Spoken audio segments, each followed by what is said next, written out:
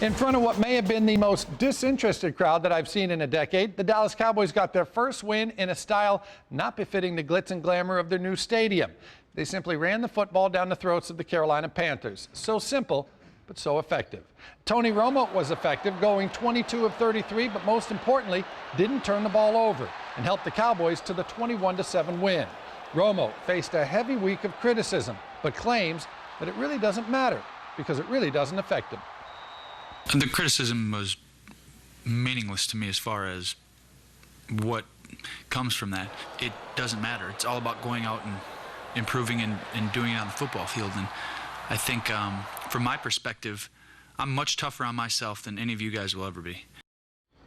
And I never really believed that because the fans and media can be tough on a quarterback and at times downright nasty.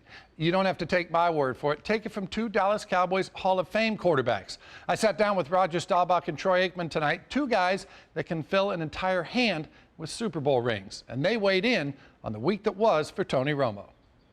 I don't miss weeks like what Tony Romo had last week. I don't miss that. Those are hard Mondays to wake up from, and it's a hard week. And I think that's when you really find out about quarterbacks, you find out about people.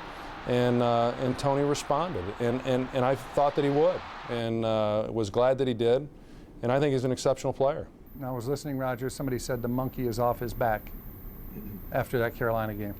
And I said it's off his back only for a week. Tony is really, really a good athlete, like Troy says, and he's gonna win his big games. And but he's going through that process, and because you're going to have your ups and downs. I mean, you go through a 16-game season, you're going to have maybe 3 or 4 or 5 games that you might not do very well. And I think that's the challenge that this team does.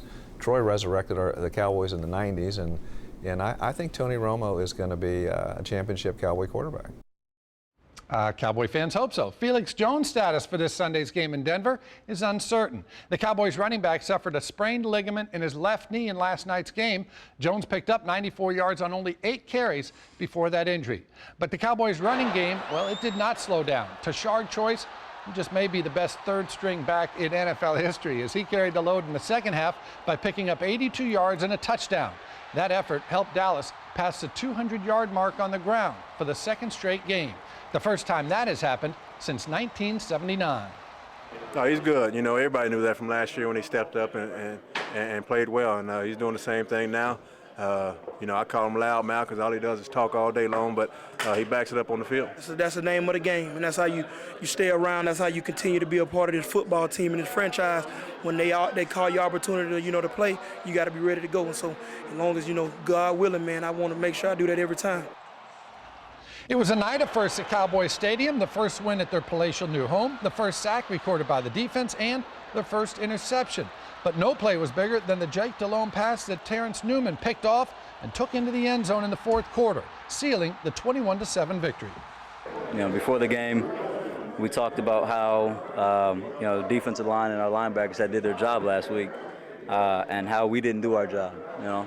So I told him, I said, hey, it's on us. We got to shut these guys down. We let this team down last week, and we got to make up for it this week. All right, well, they made up for it last week. Now they get Denver. Denver's 3-0. They'll be in Denver, and that's always tough to play. Good fight. Yeah.